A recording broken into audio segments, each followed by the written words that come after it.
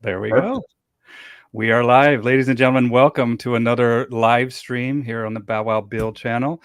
I'm here with Dr. Leo Egar. Is that how you say your last name? That's correct. Rage How you... spelled backwards, as somebody pointed out to me years ago. Rage spelled backwards. That means that you are the opposite. You're Hopefully. tranquil. Hey, Hopefully hopefully. had a good day of the week. How you doing? Doing fantastic. We're just surviving 22, 23 days of temperatures above 110 here in good old Phoenix, Arizona. Man, I heard that there's been a few people that have gone out hiking, and there was a 14-year-old that passed away. Unfortunately, his father did too, trying to go get some help. And it's crazy that people think that it's a good idea to be out in this weather without any cooling type of precautions, and yeah, what a crazy time, man. It is no joke. And I used to live on the East Coast where we'd had winters, and I never really feel like I suffered from cabin fever, but I'm starting to feel like cabin fever from this because other than doing work, before sunrise or a little bit after sunset, I'm not getting the stuff outside I want done. And I'm feeling really, really pent up. But Well, it is it's like the low is 98 degrees after it gets dark there, right? exactly. But it feels good. That's the crazy thing. At least it's not humid. That's the thing that killed me was the humidity. Very So, true. doctor, would you mind giving a quick little bio about where you're at and what you do? I'm gonna head to my Facebook page and share this on my personal page like I typically do. Um, but where are you located and what do you do? You betcha, man. I'm a 2002 graduate of the University of Pennsylvania School of Veterinary Medicine. I kind of fell into veterinary medicine, which sounds like a really dumb thing to say in a field where, there's about one seat for all 16 people that want to go to it. But it was one of the few times in my life that I actually looked at where the universe was pointing me. I was a science major, but I found I couldn't stay up all night to do the homework we would have that would just be, piles of calculus and mathematical stuff. And yet, the vet clinic I was volunteering at to get experience, because it was in the back of my mind, I could stay up all night and do that sort of stuff. Hmm.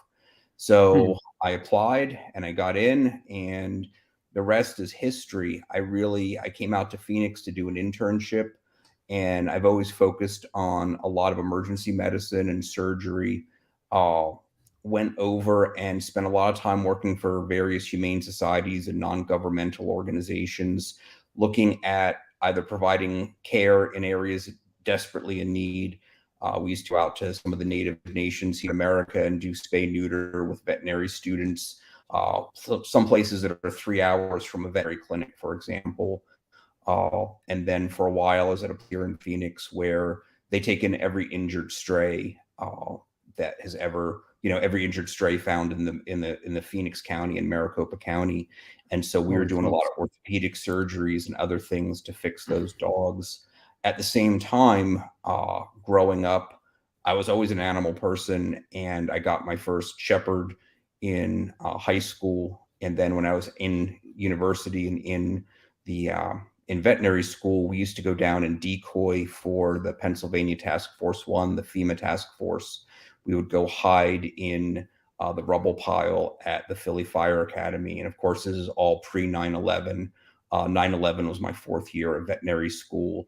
So Cindy Otto, who founded the Penn Vet Working Dog Center, was just an emergency clinician there and was interested in these sorts of things. And I think she took classes to be like a technical computer search specialist or logistics person just to get on the team because they didn't have vets on the FEMA team at the time. I was just always interested in that. Moving out to Phoenix, I started working with various rescues, and I'm proud to say in my 10 years at Arizona Humane Society, I think I pulled something like 200 shepherds out that Wow. went through the rescue process, most of which, your average shepherd was 18 months old and just too much dog for an average dog owner. And one or two dogs we've placed in working billets, but uh, as kind of an ambassador for the bridge between veterinary medicine, training behavior and the sheltering world, I'm the first to tell over eager volunteers that it's the rare shelter dog that has what it takes to be a working dog. They see a kennel stressed, spun up dog that they're desperately looking for an outlet for, and then read about, well, working dogs are very excitable and very active. Surely this must be a fit, and they're not understanding any of the nuances or drives or motivations or things that go into that. So that's probably one of the more common misconceptions in sheltering, that a lot of hyperactive dogs might somehow have what it takes to even be a single purpose odor detection dog. Yeah, they don't realize that that dog needs stamina. It needs kind of a presence about them, like that can get that job done. And also formative years of these animals. That a lot of times we just don't know what went into this animal's life, and there's also just a general disconnect I found, not just in the shelter world, but also veterinary behavior, that doesn't really have the knowledge of what it takes to make a working dog a successful animal out on the field, or what that job pertains.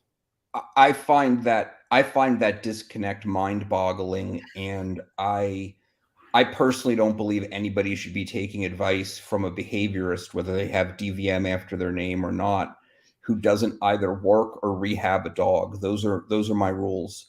Hmm. So if you work a dog in some working dog discipline or dog sport, or you have rehabbed a dog, meaning you take a real problem dog from the shelter and convert many of those behaviors and convert that dog into a productive or tractable member of society, then I'm really interested in hearing what you have to say.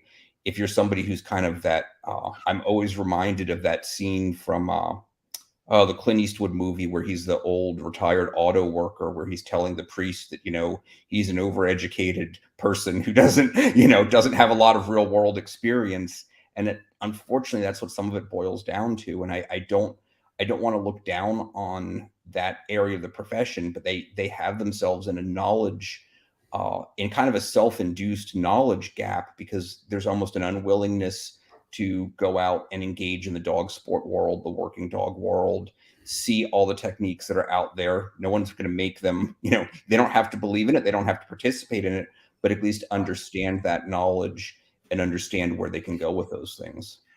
I remember there was an app called Clubhouse, and during COVID, it got huge, and I absolutely loved it because we kind of bridged the gap and spoke with some PhDs and people that were these behaviorists. And I had to ask this lady, I was like, "How many dogs have you worked with hands on?" And she says, "3." And I said, I've worked with 3 just this morning before I talked to you. Like, I've worked with thousands of dogs, and finally after this I was like, I got to tell you, like, what you're saying is nonsense, and I mean this with the utmost respect, because I like you as a person. And she said something that was very telling. She's like, "You know what? I think I need to get my hands on more dogs and get my nose out of less books." And I was just like, that's what I think it boils down to, Doc. What do you think? I agree wholeheartedly, but it's the rare person that's willing to engage with what they don't know. I love a challenge, and I love not knowing what's going on, and looking for an answer. But there are many people that feel their DVM or their advanced training got them somewhere where they don't have to continue to look for answers. And Well, it's like a unfortunately, that pedestal. It's like a yeah, pedestal, right? And they don't want to get knocked off of that pedestal, that and do like it deserves respect because it is an accomplishment. But just absolutely. you say that I don't know what I don't know does not diminish that you are still a DVM, and that's where, um, Yeah, but there's also a almost dogmatic opposition to, oftentimes balanced training, which doesn't necessarily help someone understand options that might be on the table. And that's unfortunately where the profession's gotten themselves. And I personally feel like, instead of standing on either side of a fence and throwing snowballs, the balanced versus the purely positive folks would hmm, be better off to look for places of agreement. Can we agree that if you're using a training tool as John Q. Public, that training tool should come attached to a trainer who's teaching you the right way to use that tool? Can we agree that we should only have the better quality training tools on the market? Just a funny example from my time in the sheltering world. People know that I, have worked with dogs and rehab and use all tools. And every so often, one of my friends will be like, "Oh, this came in the donation bin, and we know that your dog uses an e-collar, or you use e-collars, and we thought you would want it." And I open up, it's a bag of something that somebody left in a donation bin, and invariably it's an Amazon $44 made in China by the Ying Sheng garage door opener and dog collar manufacturing company. And I look at this and go, no, you don't even get what we're talking about here. The tools we use are considerably more expensive, considerably more thought out, researched, and quality than this. And those go in the trash. Yep, and I use the tools all on myself, dude. And I've used those China collars, or these collars that are $40-$50, and it's just unreliable. I mean, the stem and these collars can involuntary overly stim a dog. They can do things that are basically what I was speaking about earlier with the trust is, anytime we're building relationships, whether it be with an animal, with a colleague, or with somebody, another person, it begins with trust. And that's one of the reasons why I use one of the most expensive collars on the market, is because I know that is a tried and tested product that will not destroy the trust by giving a dog an involuntary overstim or a voluntary overstim, right? Where I put every single tool on myself. I try it on myself, and I put it on my clients too. Yep. And when my clients feel it, they're like, "Oh, wow." You can see the relief, because it's like, they're like, "Oh, this is nothing. Like, this is like a TENS unit that I had on my chiropractor or something." And I was like, "Yeah, did you dial it up?" And she's like, "Oh, yeah. Oh, I dialed it up." Right. And I'm like, "Well, that's the same thing here." It's like personalized per the individual. And a lot of times it's just that ignorance that leads to, but it's also faulty products too. Like, it's not just the ignorance, but it's faulty products that are out there. I got my dogs out here that are being little turkeys, as you can tell. I might have to get on them. But you'll probably hear mine at some point. But I'm assuming you're talking about Martin collars. And the other thing that blows my mind is just how few of the other companies' collars have a really well thought out user interface and the ergonomics of the finger kick. It just, honestly, it really blows my mind.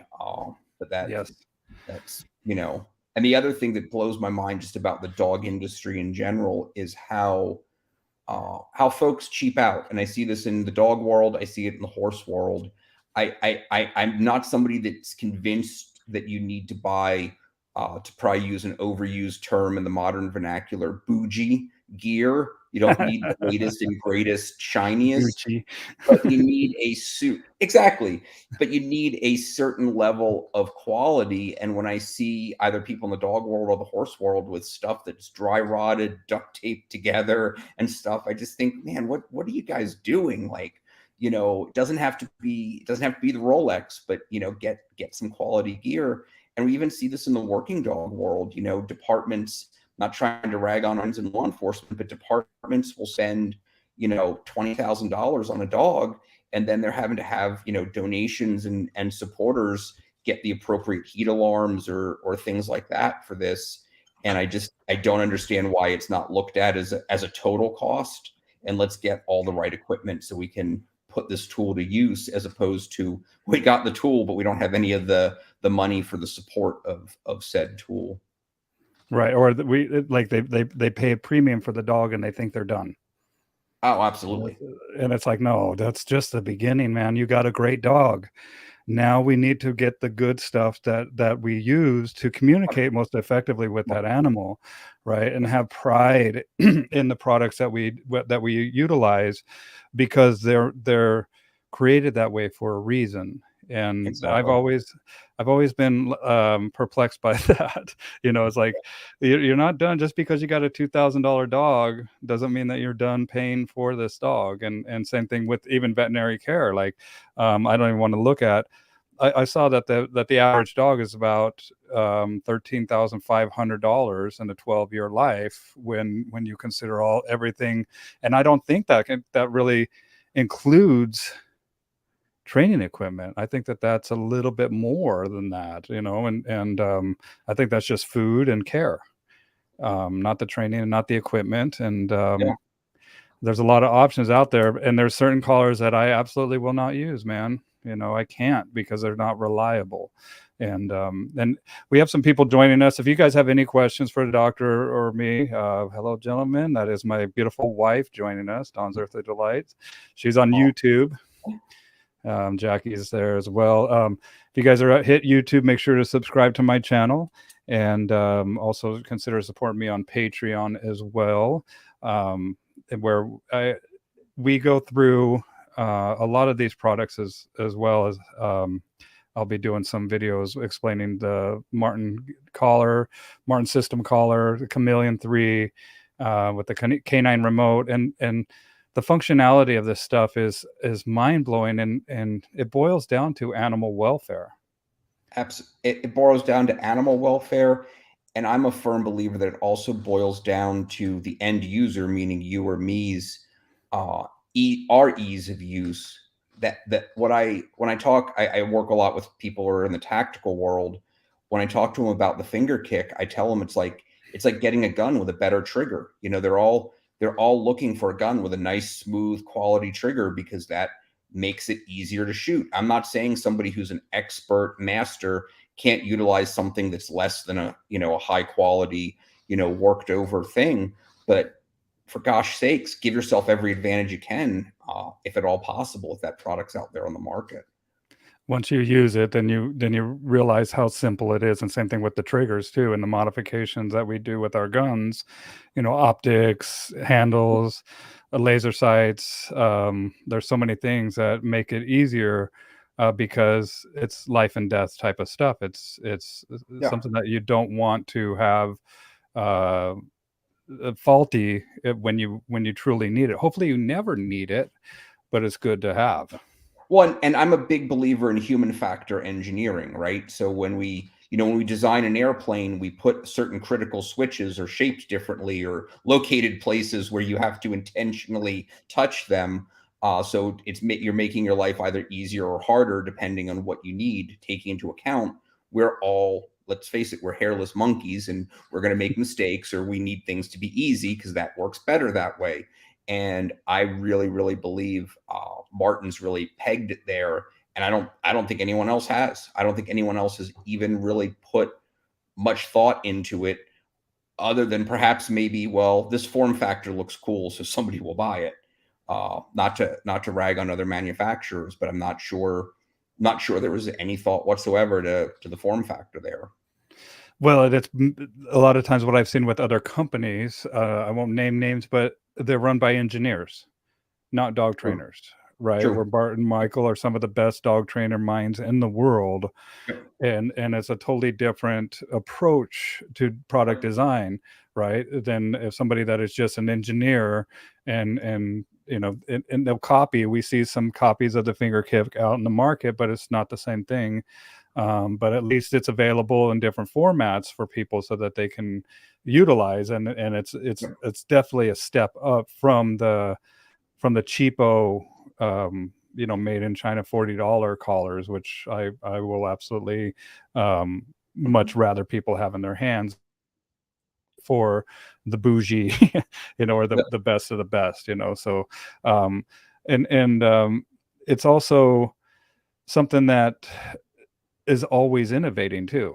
That's what the wonderful thing about whenever I go to the new gold school, or new silver school, that I'm talking to Bart about the next thing that they're putting on and the next thing that's available. And we have temperature of the dog, ambient temperature of the environment. We have abilities to limit the stimulation that goes into this collar. We have the ability now to read, kind of download the amount of usage that this collar has had from our clients. And so it's fantastic. It's analytics, and it's just going to make the performance that much more better, in my Well, opinion.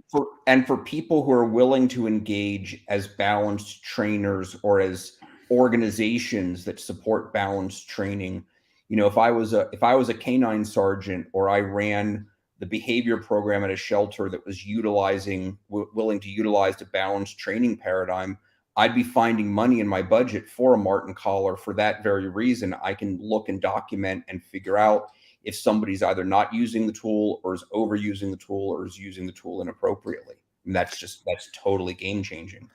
We have a question here in the comments from Jackie. Does Martin collar have a LED screen? Yes. Yeah, the canine does. And a lot of times too, I know that she's in the bird dog world, right? And so sometimes they get a little bit confused, or they get a little bit it's just too much functionality for what they need. And sometimes what I tell people is we pre-program it, and then we have the finger kick, right? And Yep. so once we have but then we have the buttons on each one of the yeah, actually have a problem with the LED screen. Yep. What's the problem, Jackie? Let's address it in the comments. I think I can kind of know what she might have, but let's hear what she has to say.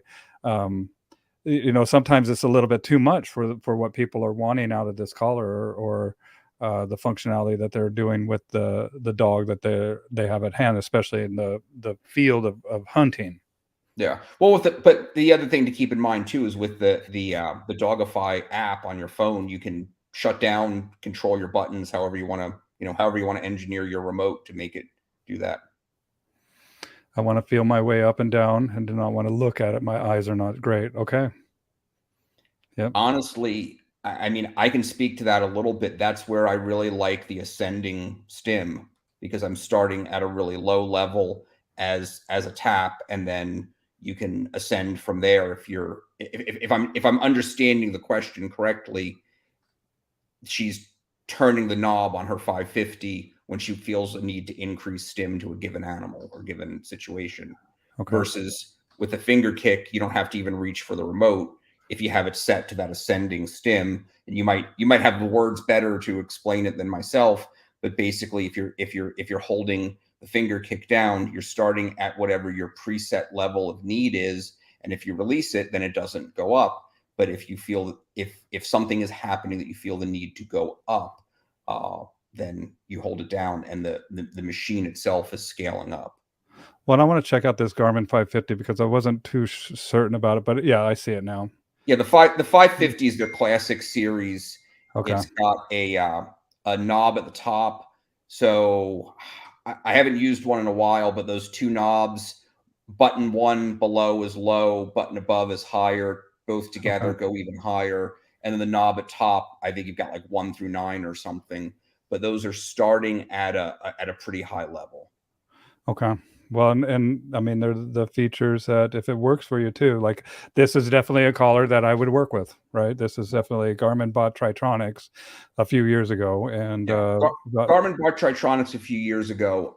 If you ever get a chance to go to a seminar or get them on Parshlet Canine Daryl Gout, he was the head guy for LA County Sheriff's Department for a long time. And I speak yearly at the National Police Canine Association. And I usually sit on Daryl's class if I'm not teaching a class, because his class is excellent and helped push me towards a lot of what he's doing is pretty nepopo. He doesn't couch it in that. I don't believe he's ever been to a seminar. But his recommendation for officers who are budget conscious is the mini educators, because they go low enough that you can have that tap, which is, encouragement to the dog versus a corrective. His comment on the Garmin 550, because it has a lot of market penetration in law enforcement, is that you cannot tap. It does not go low enough to tap. You are always giving a corrective hit with that. well, and here's what. So this is a little bit similar. This is the PT 3000. That's the collar. Now this is not the one with the LED. This is not the canine, And so this might be something that a little bit better, but this is what I love about it is this finger kick right here Yep. is, and this product right here is absolutely fantastic. Here, let me zoom in here, because that just goes right on your finger. And once you have it controlled, you still have the remote, the PT3000 in your pocket, and then you can adjust the level, or you can have this on ascending and starting it out at a low level. And if that dog runs, then we can, I'm not too familiar with the Garmin, but this is what I would recommend checking out as far as the chameleon aspect of the collar without the LED screen, right?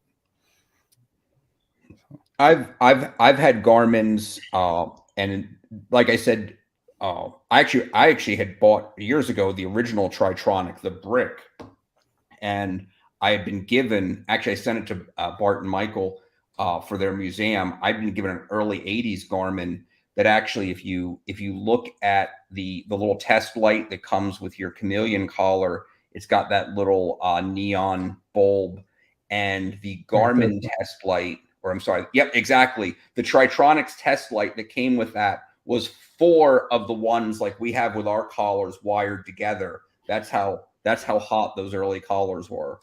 So, well, here's what I was talking about with the LED. Here, let me see if I can add to stream here. So this is the canine remote, and so that canine remote it has the LED screen, where this one has so many different functions. That is fantastic with, but yeah, and do you know what, the screen is, I mean, the font is big. I mean, I can see it. I have elderly clients that might not have the best eyesight. I haven't had any problems using this. I mean, it's a pretty big collar. I have one here. Maybe I can grab, but and then also what I like is the audible clicks with yep. the knob up here, and then as you can see, rising. So as you hit it, it's going to rise, and then we determine the where it sits at, and then once you let go and then hit the collar again, it starts back at the bottom, and as long as you're holding on to that collar, then it's going to rise up in stimulation for you. Yeah. So. And I would far rather use that finger kick, especially in any sort of field dog training, than have to be reaching for a remote and twiddling a knob. That's just me. I probably always have 6 things in my hand, so that is what it is. Yeah. Yeah, we had a troll that I had to delete and block them really quick. That made a comment, but I kind of like trolls. It's been a while since we've had a troll join us. But yeah, let's see. Started with the Dogtra Learn collar. Dogtra was loved the user friendliness of a 550. We'll check out Martin too. Yeah, let me know, Jackie, if you ever want to chat about that. I highly recommend it. It's what I use. But still, the Garmin's a good product. Dogtra's a good product. ecollar.com, they're all good products. The Educator, but in my opinion, the Martin Systems, the Chameleon, is a far superior product. Timing is quicker going up and down on stem. Okay. Yeah, good to know. And if anybody else has any comments or questions for us, let us know. And so you got Shepherds, and what got you? You had your first German Shepherd when you were? Was it German Shepherd in high school? German Shepherd in high school. They say that owners are like their dogs' personalities, and I've I spent 10 years. I started when the minute I could do it. When I turned 18, I joined the fire department and the rescue squad, and kind of have a very protector mindset. And I was always interested in potentially doing some form of either search and rescue or things like that. Now I've never found the time, because life and career and work take over, and that the amount of time to actually train, even if you were to buy that dog already trained, the amount of time to maintain that dog and maintain yourself in an operational status, my hats are off to any volunteer that does that, because that's a full-time job. That's a full-time job in and of itself. So yeah, that was the fit with kind of the personality and breed. And then I just lost my first Malinois back in January of this year. I was always working with the Shepherd Spectrum dogs, and this is back when Malinois were incredibly less common. Thank you, war dog movies and all the press from the dog that was on Operation Neptune Spear and yada yada. That's all history that we know about. But it was around 2009.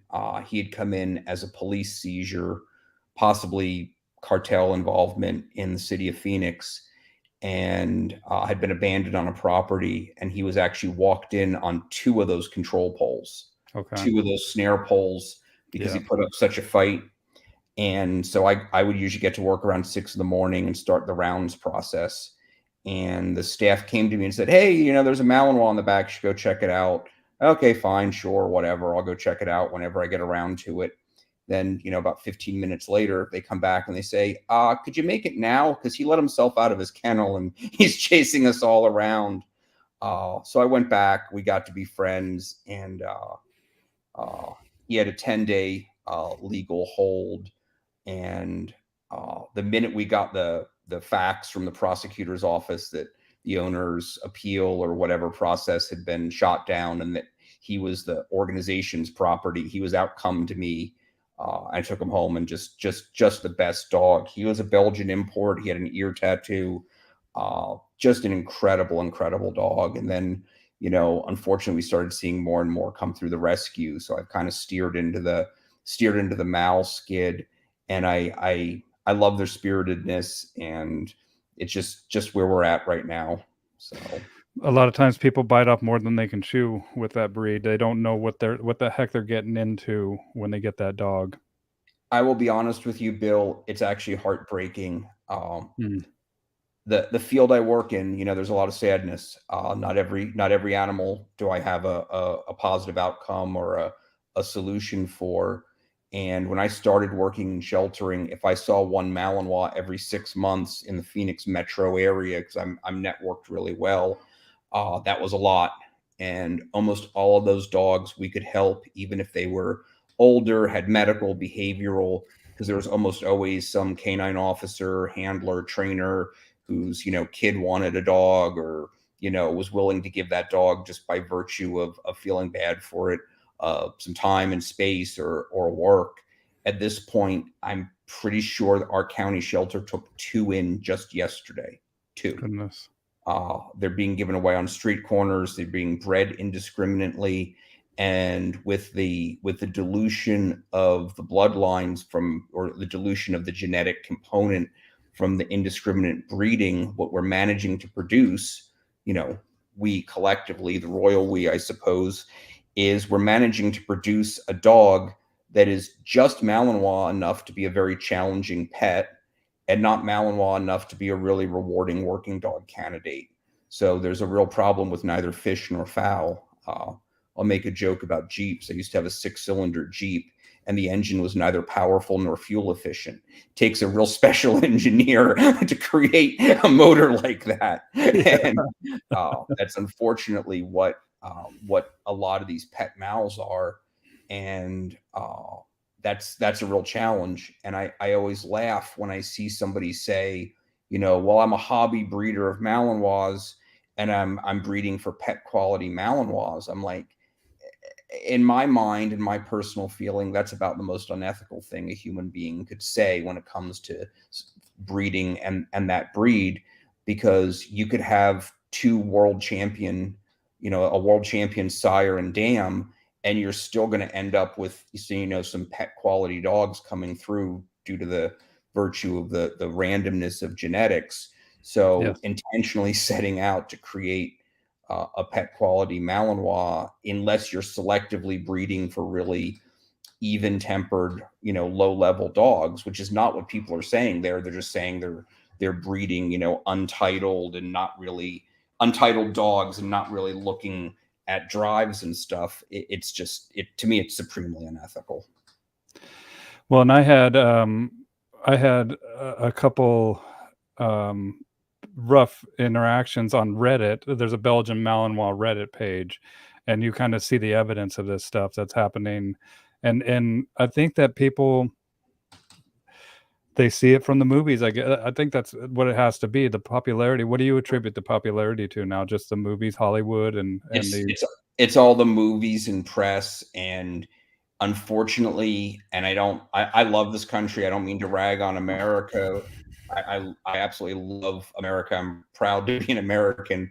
Got an American flag in my garage hanging up on the wall. But we as Americans tend to kind of go all in on stuff. So the Dirty Harry movie came out, and every red-blooded American needed to get themselves a 44 Magnum, and there was a 6-year back order or something like that. yeah. And probably a lot of used 44 Magnums about 10 years later with the gun and a box of ammo with 2 rounds missing, because people said, "Whoa, that's too much for me."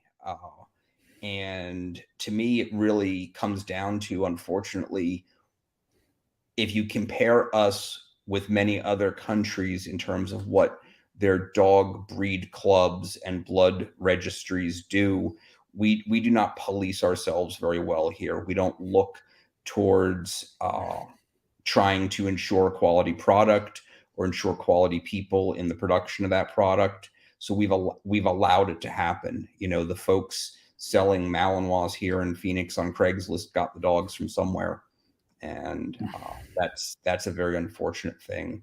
And I really wish people understood more what they were getting into and what a challenge it was going to be.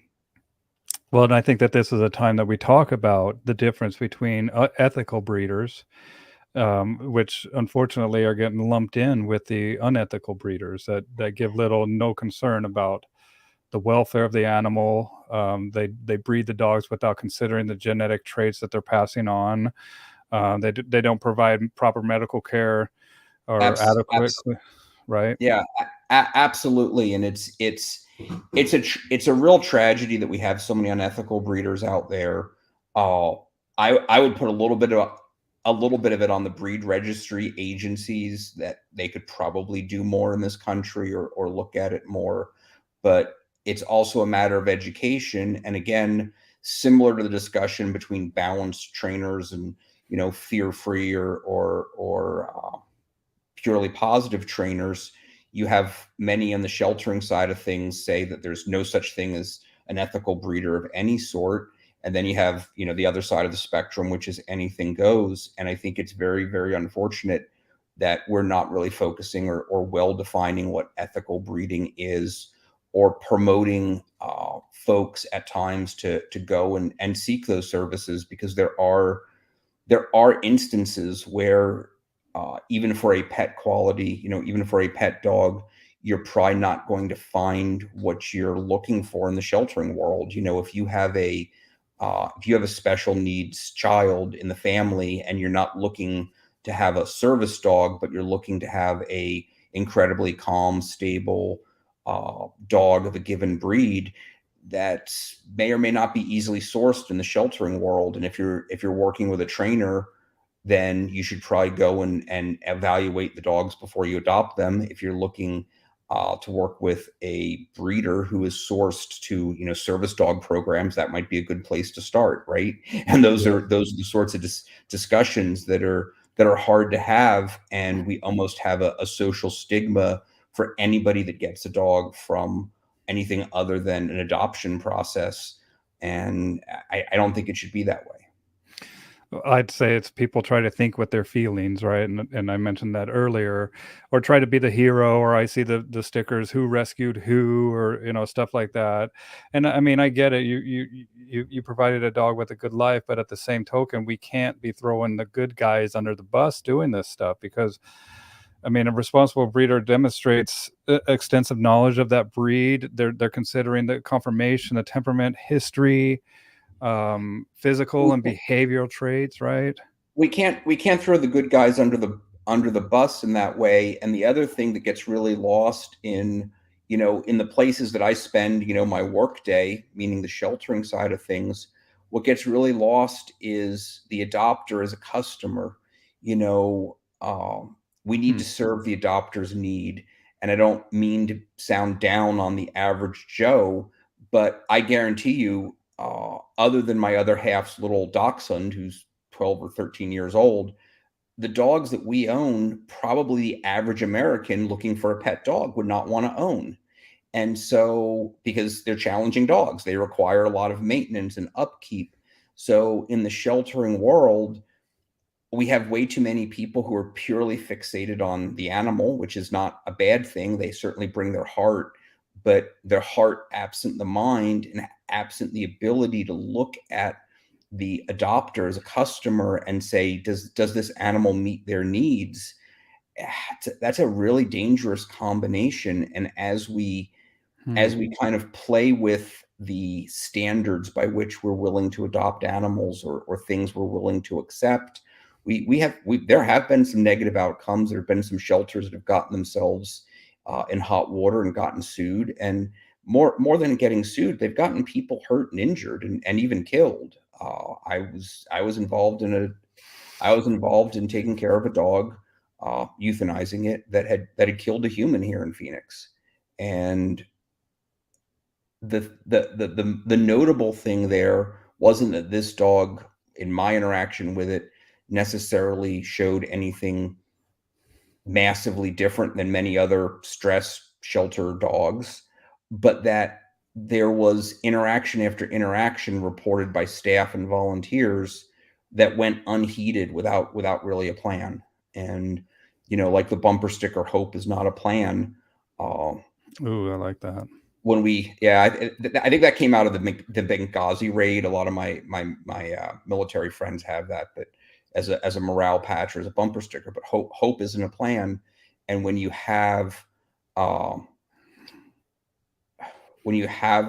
situation like that, you need to face it head on. The analogy I would make is I've had family and been in relationships where there's a substance problem or a other social problem that's pretty weighty. And I don't care what the problem is. I'll be your best friend. I'll be your rock. I'll be your partner. I'll be the person that you can go to with those things. But we need to be honest about it. We need to say what it is. We need to say it out loud, and then we make a plan to address it. No matter how hard that plan is, we make that plan and we face that head on. When we have people not willing to actually call it what it is and make a plan from there, then we get ourselves into very, very dangerous territory. I'm sure you've probably seen the meme that's going around, or the article that's going around in the dog training and rescue world, called the abuse excuse. Every dog that's in a rescue situation or being rehomed that has some sort of vice surely must have been abused, when that's patently not true. By a man with a beard. And Yeah. or been in a fight ring, or some crazy concocted story. Exactly. And I have to ask, because I work with people that have told me this over and over again, and I look at patterns, man, and I'm always like, we recognize patterns, and that's what our job is. And especially when we work with animals and people, where did this relationship get off into the ditch? And that's it. It's like this abuse thing, this I'm the rescue mentality, and not only that, but it's also, I don't know how to explain it, but these stories that I've heard, and I've had to stop people, and I was like, do you know that is for fact what happened to this dog? Did you do you have the people that were arrested for this, or was, and a lot of times it's like, no, it's just what I've been told, or this what and I'm like, well, let's forget about that, because, and I sometimes tell them, I doubt that that's even true, but I in my head, I'm like, I doubt that that's even true, even if I don't have to say it out loud. And not only that, but they say, oh, he must have been abused, he must have. And I'm like, look, the way that this dog is acting is typical of a dog that is fearful, the typical of the dog that is that just how a dog acts, right? It doesn't mean that they were abused. And I know people that have had these dogs their whole lives, and they say to me, I never abused the dog, I never did it. And I'm like, I know you haven't. I know you've been a good steward of this animal. Let's start to see if we can fix this. Let's start to see if we can change the character of this animal to a more favorable one through some proper training. Exactly. I grew up in a family. We were always involved in antiques just because they're fun and neat, and you never know what you're going to find at the flea market. I won't really go to a casino, but I'll gladly go to a flea market or a yard sale and see if there's something there that's a deal. Yep. And there's a saying among antique dealers, which is buy the item, not the story. So, I can pull something up here and, hand it to you and tell you it was, Napoleon Bonaparte's, mustache comb and, have this great story. And unless I have some sort of documentation to it, you've got a nice old tortoiseshell mustache comb, but you don't have anything else there. So, buy the item, buy what you see here and now, not all the backstory that comes with it.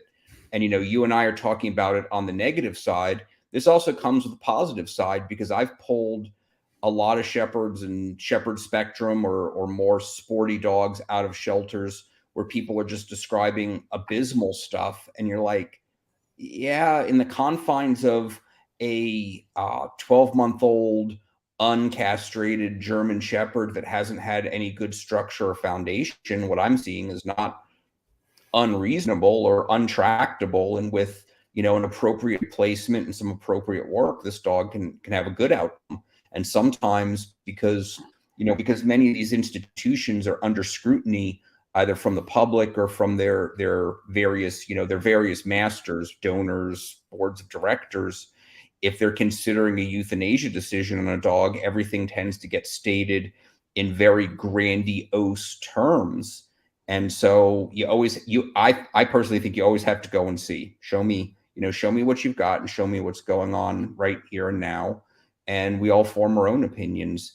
That being said, when we get to a point where we identify something that's pretty questionable or pretty scary, we need to bite the bullet and do what is appropriate, up to and including having those euthanasia discussions.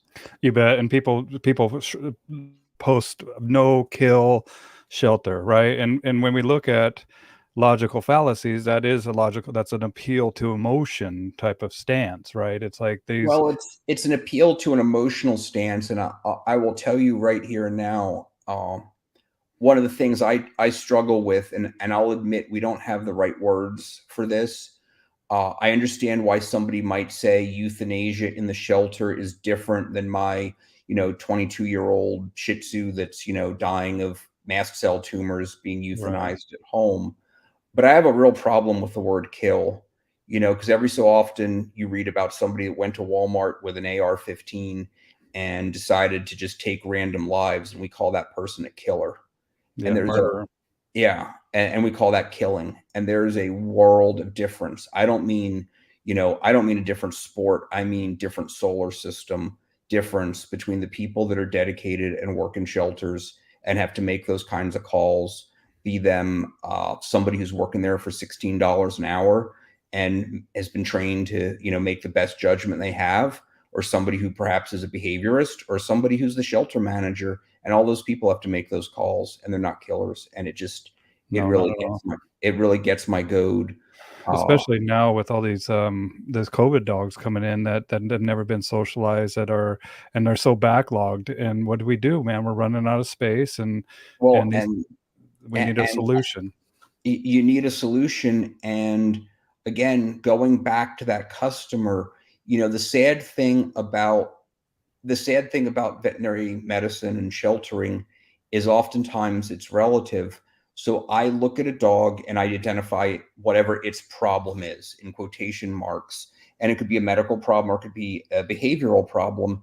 And I'm expected to triage that dog, meaning, let's plan a pathway for that animal through the system. But you also have to ask the question, is there an exit on the other side for this animal? Is there a home that wants this particular problem? Because Bill Church or Leo Egar or, name whatever somewhat skilled, I'm talking about myself, not you. Matt, let's Somewhat shout out skilled. Matt Bourgain or Yeah, Bourgoin. Yeah. right. We can't take them all home, even though we might want to. I mean, if Yes. I won the Powerball and I did buy a ticket, I guess I should check it. Maybe I'm a billionaire. But if I won, I'd have a kennel, but I can't have 1,000 kennels. I don't even want to have 100. I might have 10. Okay. Those are 10 animals I can work, and we can work towards some resolution. Sooner or later, I have to make some decisions and make some hard calls, because there's not a home on the other side of it. And I'm a big fan of Chef Ramsay. My mind, forgive me if I ramble a little. My mind's kind of one of those Go ahead. those very random things. But I'm a big fan of Chef Ramsay, and he always, when he goes and evaluates a restaurant, if they have pictures, photographs on the menu, he says, be very scared. There shouldn't be pictures on the menu. And whenever I see something on the internet, and the only really good thing they can say about the dog is they, dressed it up in a tutu or a dress, or it's, got like a Chiquita banana, like fruit basket on its head. I always have to wonder, like, what's going on here? I want to return for 1 second too to ethical breeding, because we talk about these dogs that we see that there's an assumption of abuse. One of the things that I suspect plays a big role in a lot of dogs that find their way to the sheltering system that I would actually classify as abuse, that I know no ethical breeder would do, is pulling these dogs off a mom the minute they're weaned. A lot of these backyard breeders, why do they want to keep puppies around? They eat and they poop and they're pain in the butt. And a lot of uneducated dog owners and people seeking a dog want the cute little infant as soon as possible, right? So they're not keeping them around mom long enough, and they're not learning some really critical canine social skills. And actually, with a couple of the rescue groups I've worked with, they have volunteers that are these people could work for bounty hunters. They're really good at tracking down information. And a couple of the interesting behavior cases we've had that were very challenging, they actually tracked down and found out that exactly that very thing happened. They got pulled off mom at 4 or 5 weeks, went to somebody, and it was actually, some of the behaviors we saw were just really interesting and really classic for that problem. Makes sense, man. Formative years, a format that the dog's going to draw back on. And I have, this dog's 3 months old, right? And he's going to his house tomorrow. The dude's flying in, but guess what? He's out here playing with mom. Yep. Right, the puppy, right? And I let just nature take its course. And I remember when I first started breeding, like I have a barn out here, and I have a big dog room, and I put out the puppies once they were starting to get old and wander around, and put the mom out there with them and just with her puppies. And she went from one end of the barn to the other and just bowled these dogs over, right? And at first I was like, what are you doing? What are you doing? But then I'm like, what am I doing? Nature knows what's up. I need to step out of the way. I'm not a dog. And I watched it unfold. I watched this mom toughening up these puppies. I watched the puppies at first like get bowled over and be freaked out. But then I watched the puppies watch for the mom, and then I watched the puppies brace for the mom, and then eventually I watched the puppies go after the mom, and it was this process of learning and socializing. And I often tell people, like, when we work with dogs, there's a science aspect to this, but there's also an art aspect to this. Right. And just like you were talking about, when we go to yard sales and stuff like that, there's a word in the art world called provenance, right? Where we have basically, it's the main reason why people buy this stuff. If you guys watch what's that one in Las Vegas, the pawn shop guys? Oh yeah, Pawn Stars. Pawn Stars, right? And they want to know the provenance, and if they don't, then they call somebody that knows this stuff, and it helps confirm the date, the artist, the subject of the painting. But if we have the provenance, and I think that's something missing out of the dog industry, is provenance. Like, where did this dog come from? Truly, like, and when was this dog weaned from his parents? And when, that's something that as you talk about this, as what comes into my head is provenance. We need provenance with dogs. We need to have, and ethical breeders, guess what, man? I got a little booklet. When this dog was born, every single day I weighed this dog on this scale right here, the little puppy, and every gram that we had when the dog was 1 pound, dude, I had a little star. The dog's a pound now, right? And we weighed him every single day to make sure that the dog is gaining. And if we have a dog that's not gaining, we got a problem. If we got a dog that's losing, then we got a problem, and we might need to call our vet in. We might need to take a look at what's going on with the medical issues with this dog, or even I have some corn syrup and stuff that I've used to help with with that. And honestly, Doc, we are being lied to And that's the other thing that we need to know as the general public is we're being lied to as far as what we're being told. And I want to share this. Michael Bellin shared this the other day, and basically it's Ask the Vet. Okay. And if you can see my screen, it says, I mentioned to a friend that I'm sent Spurt, our new dog, who is wild and undisciplined, to a training school to learn to settle down and mind his manners. My friend responded that trainers use shock collars to train dogs, which feels is inhumane. Do you hear that? What's the word there? Feels Yep. is inhumane.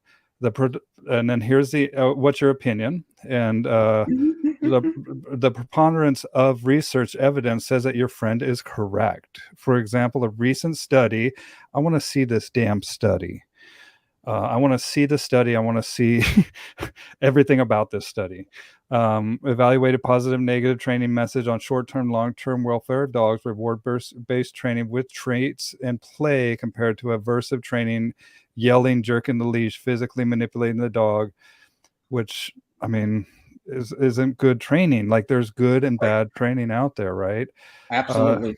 And study Well, of 42 dogs. Yep. Go ahead. well, and if I may, Bill, I think this is actually a good time to talk a little bit about science, because one of my pet peeves is seeing science be overstated. And I'm not taking a big the earth is flat view here, but people need to understand what science is and what it's not. In criminal justice, they actually have this called the CSI effect, which is, juries have been convicting people of things like murder for years without DNA evidence, right? If, I saw you leaving your neighbor's house after I heard a loud bang and found them dead on the floor of a gunshot wound, well, you might get in a reasonable court of law with 12 reasonably functioning adults, you might get convicted of murder because we're reasonably certain beyond really any reasonable doubt that's what happened.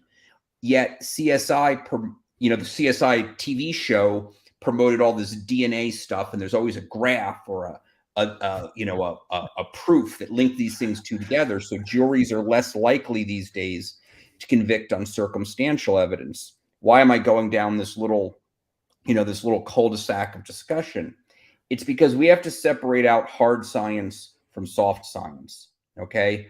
If you want to talk about hard science and you want me, I've got a little stainless steel carabiner here. If you want to establish what the metal that's made out of is, or what its breaking strength under a shock load or a static load is, we can do that, and we could do that to decimal places of accuracy. And that's like hardcore physics.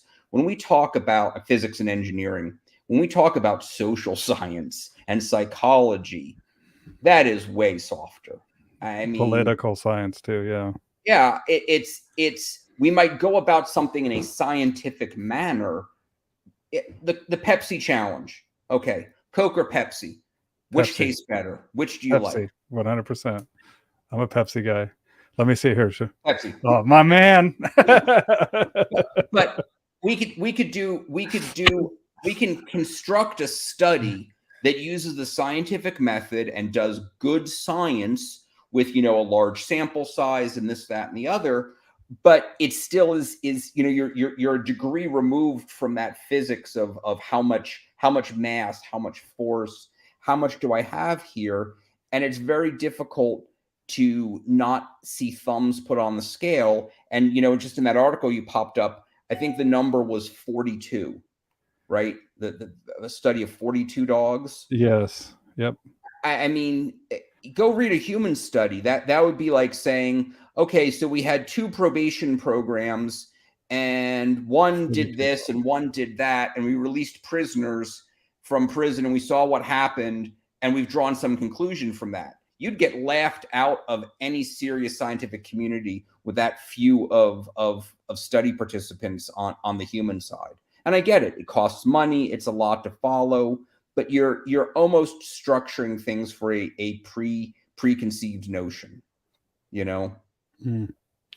Well, and it's like, it says 42 dogs enrolled in 3 dog training schools that reward-based training, 50 dogs enrolled in 4 schools and employ aversive training. And it's like, man, like Those this are is just, I mean, 3 dog training schools can be worlds different, and even the positive, even the Yeah, theory or the, and then the 4 of the 50 dogs, and yeah. it just it's made to sound right, but it's mumbo jumbo, man, and it's appeal to emotion as well, and it's It's subjective too. It's That's the other aspect of this. Like, there's a subjective element to this that is not even being considered. and nobody wants to take it on because there's a pedagogy there that they want to conclude what they want to conclude, and it really really really really irks me that my profession, my field is so far down this road, honestly, about things that I don't feel like the average veterinarian really has a place to stand on. I mean, sure, if you want to take a strong stand that helicoptering an 8-pound puppy off the second floor balcony because it peed on your loafers is adversive and wrong. Absolutely, I'll raise my right hand. I agree wholeheartedly. But when we get to legitimate training methods that produce legitimate, shockingly awesome results, Yes. because the other thing That that these save people lives. and save lives, the other thing that folks forget to talk about science, or forget when they're bowing down before the almighty science, is this cool thing called empirical evidence, right?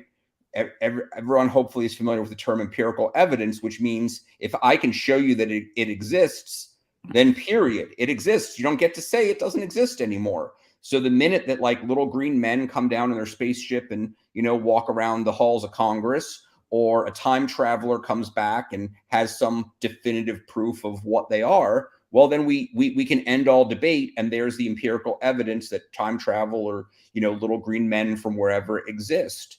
When you look at, and I'll be honest, and I don't at the expense of sounding like a fanboy for Barton and Michael and the Nepopo system, there are very few things that I have watched in life and just looked and said, I want to be able to do that. I don't care what it costs. I don't care if it is my career or just something I know how to do.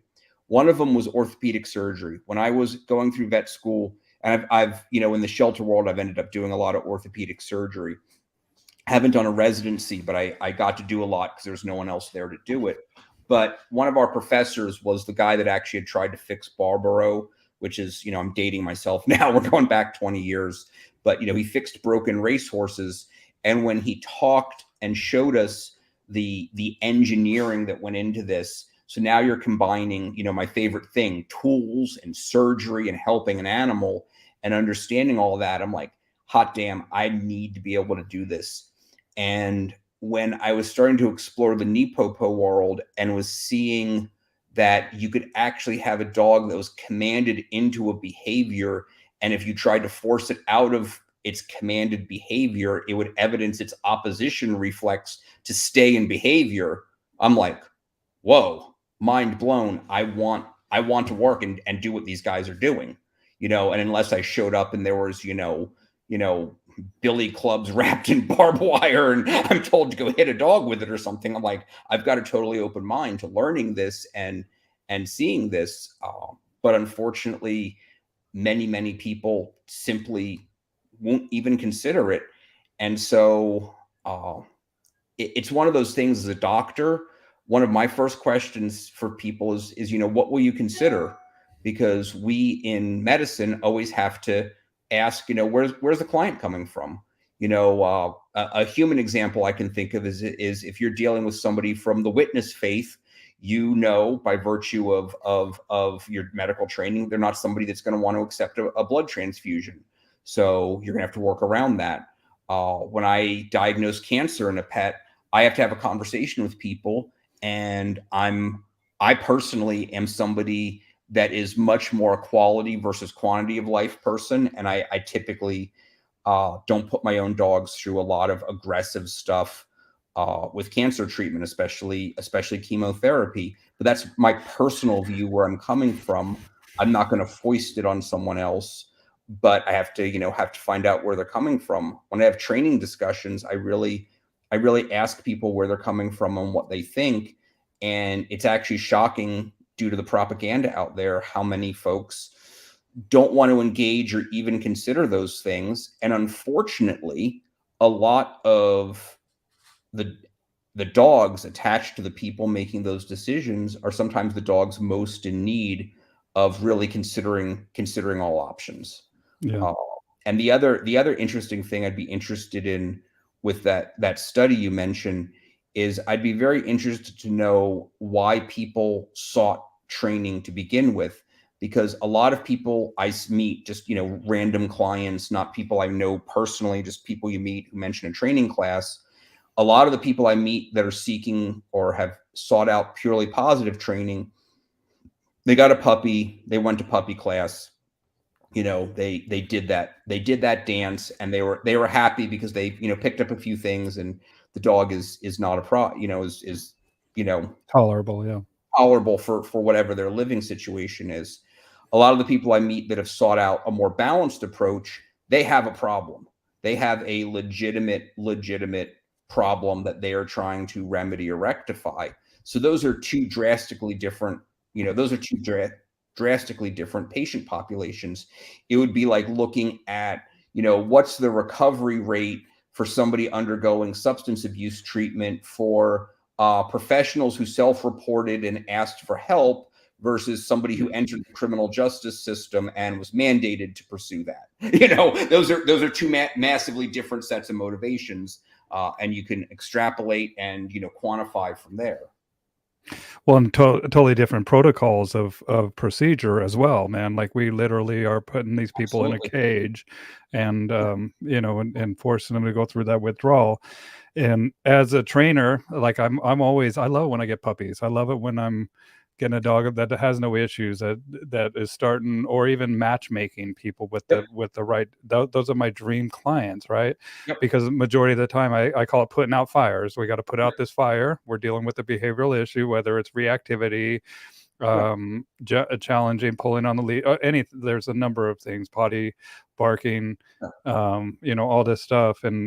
But it is basically to change the character to a more favorable one, that person can enjoy their life with this animal. It wasn't what this person signed up for when they thought they were getting a dog, right? And whether that was an accurate depiction of what to expect, it's still something that they're hiring me for. They're putting the money on the table, and I owe it to them, as it is my obligation ethically to provide them with a solution that they can go forward with, and to provide them with the truth, right? Yep. And that's a lot of times the truth Absolutely. can be a little bit brutal with and same thing with cancer. It's like, oh, he'll be fine.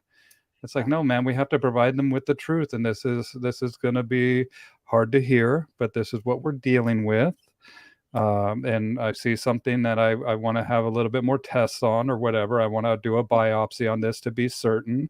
And then we have a few things that it could be. It could be this, most likely. It could be this, second most likely. And it possibly could be just this, which is nothing.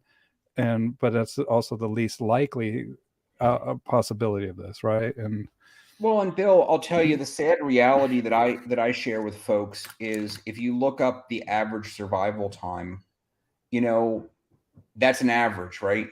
So it means some people got really lucky and went out past that, and some people got really unlucky.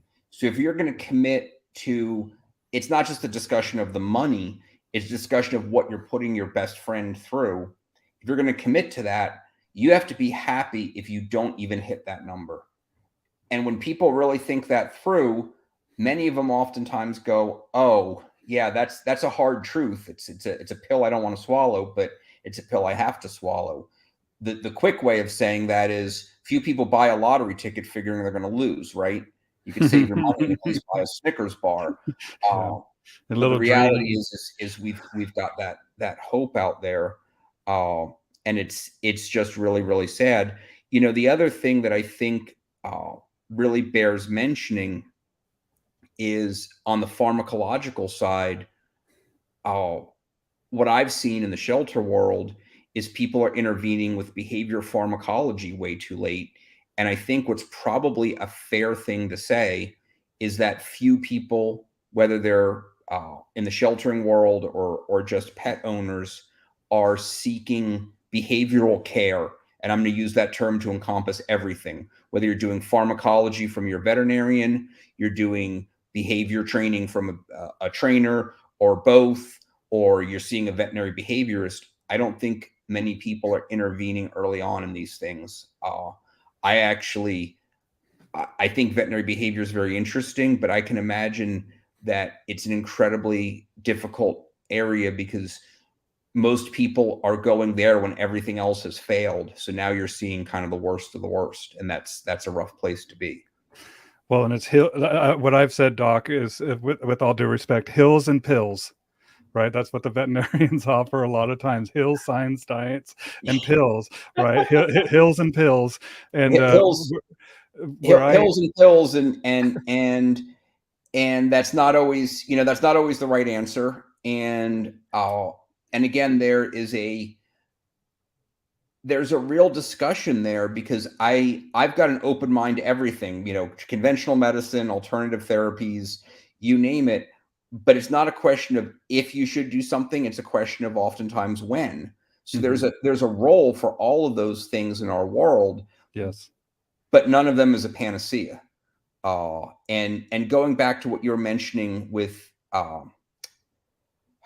ethical breeders and seeing puppies evolve, I get in this argument sometimes with people about, how much knowledge somebody like yourself, or somebody like Bart, or somebody, I think of the breeder I got my first shepherd from, who'd been doing it since the 50s. And what I will say is, and you may have this experience as well, I can think of some teachers I had in high school who'd been doing it, decades and decades. And I would take them as an FBI profiler any day of the week versus somebody who just came out of Harvard and just qualified for that role. And yeah, maybe that person from Harvard who just qualified for that role with the FBI will get to that level of innate knowledge that high school teacher has. And I realize on paper they look better, Harvard trumps all, and, PhD versus somebody that just is, just has a teaching degree. But that person has decades of real world in the trench knowledge, and seeing subtle things and seeing trajectory, versus somebody that has that just, more theoretical knowledge. Well, we have to know that expert comes from the same root as experience. Yeah. Right. And so Yeah.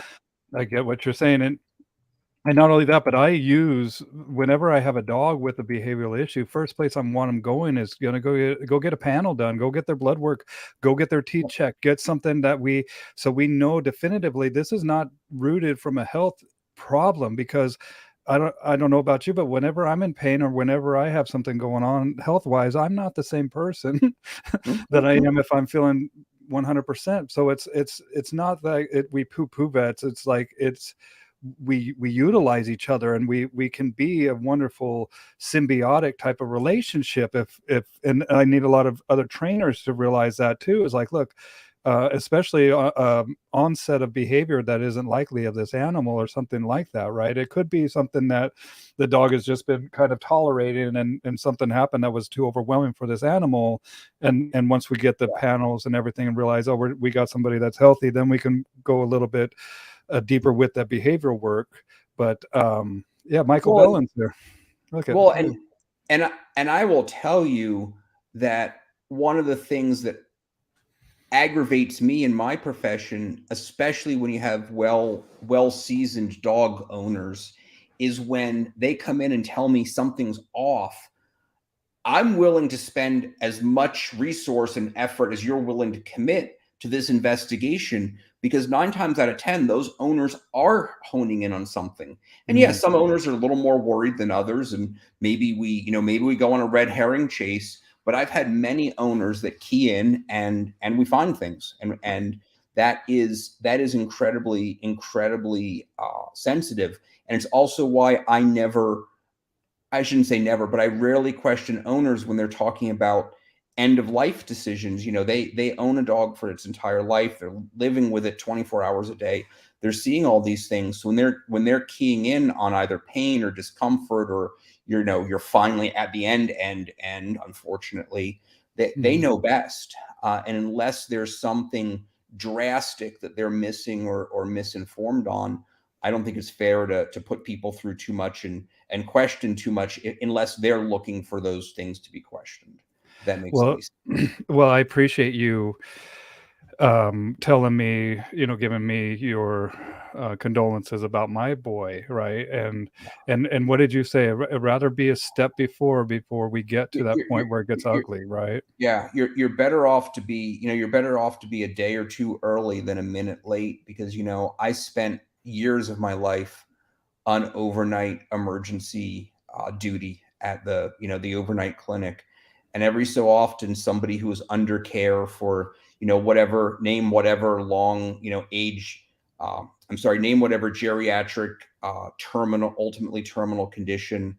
And every so often, the receptionist left at midnight, and we'd be, myself and a couple of nurses would be on our own until 6 in the morning.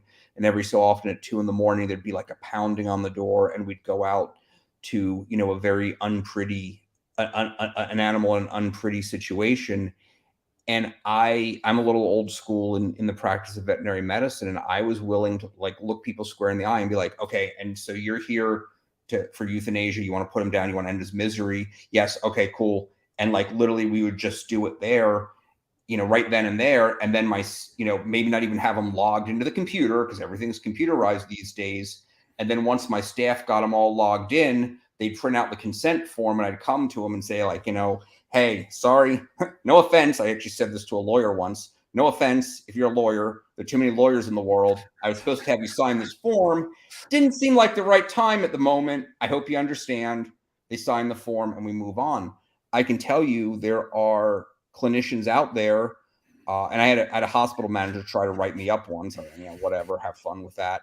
But there are people that were kind of like toilet trained at gunpoint who are very neurotic, and they won't do it that way. They would Type sit A. there and let that animal suffer without having the form signed. So you don't. I've seen the ugly side of that, and I don't want any of my kids to go through that. I don't want anyone's kid to go through that. And it stinks. It's a bad position to be in, but. Well, I appreciate it, because he was having a good morning. Yep. My 18-year-old guy, and I'm happy Yep. that I sent him off that way before it Yeah. got too bad.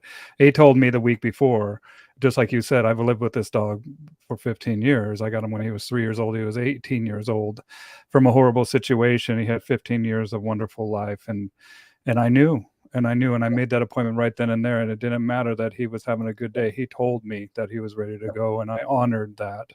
And I say, what a gift we can give our dogs to end their suffering after all they've given us their whole life. So that's, even though it's one of the hardest freaking things, man, but it is something that we have to stand firm with. And I respect you and what you do, Doc, because without you, I think that this would be a lot harder.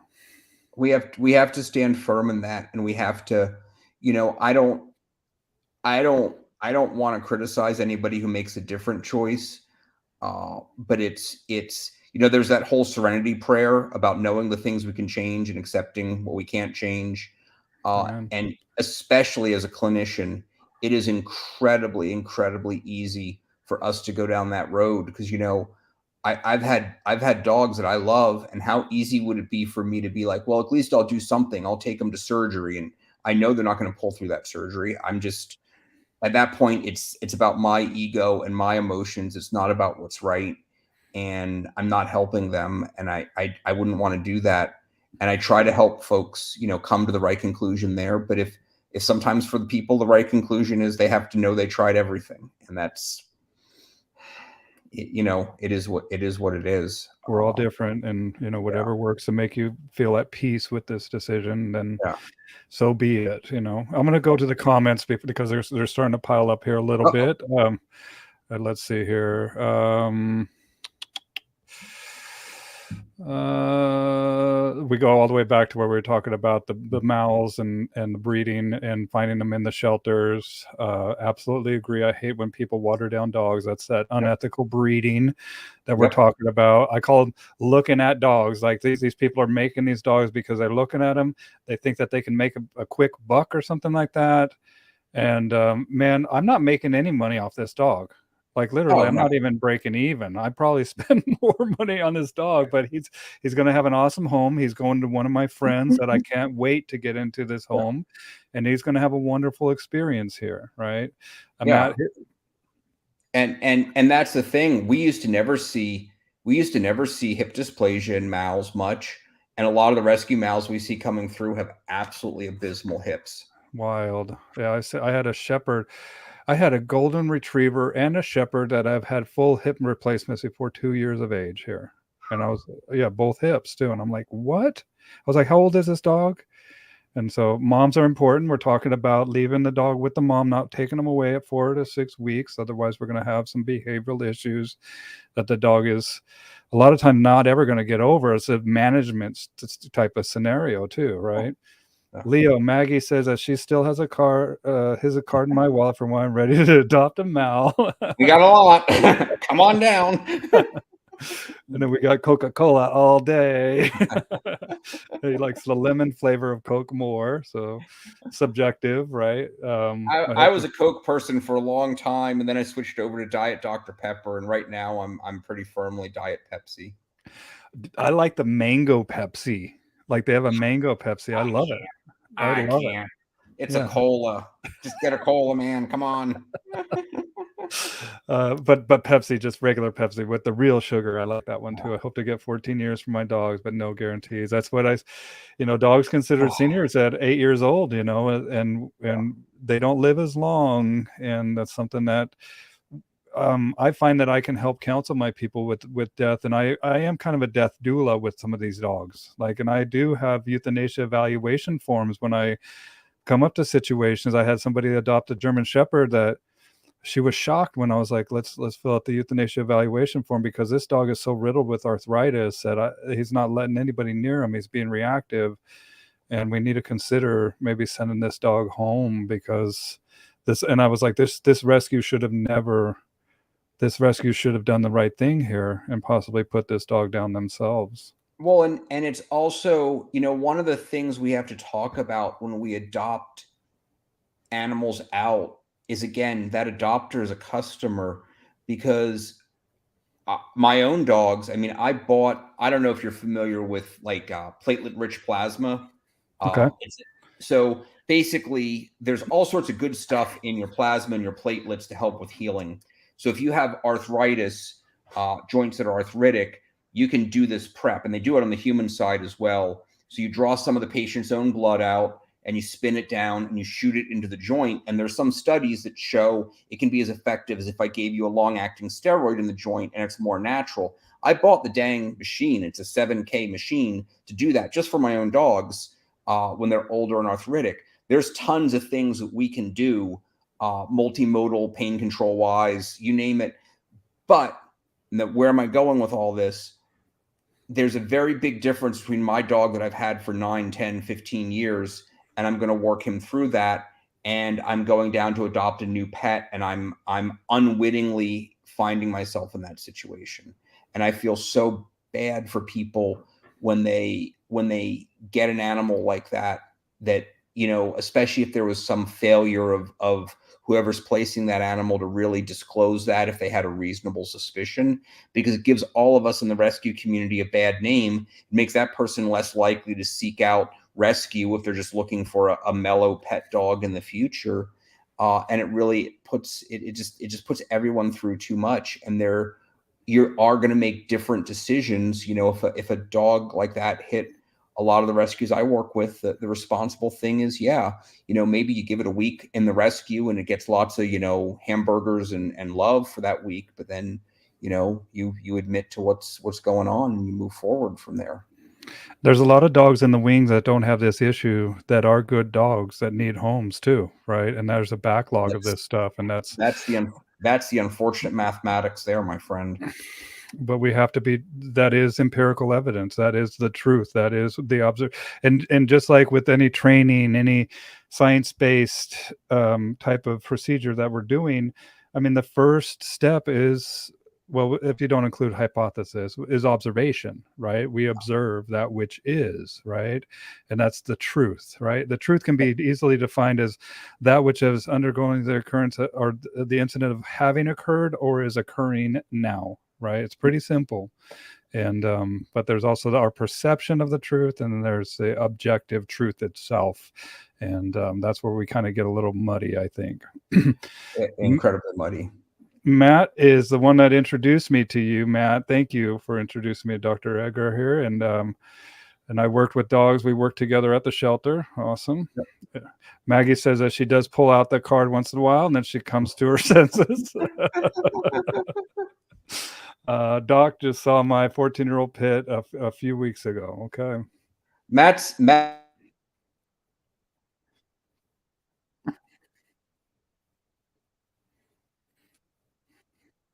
had something stuck in his gut, and he wasn't a spring chicken, and we always get so worried. You bring me a 2-year-old dog that has something stuck in their belly and they need a surgery. Okay, I'm not super worried, but you get to that age and you're worried. And Matt's dog just did amazing. And one of the things in my profession that's kind of in vogue is for a lot of vets to get really angry with people that feed raw diets or do some of these nutritional manipulations and do supplements and things like that.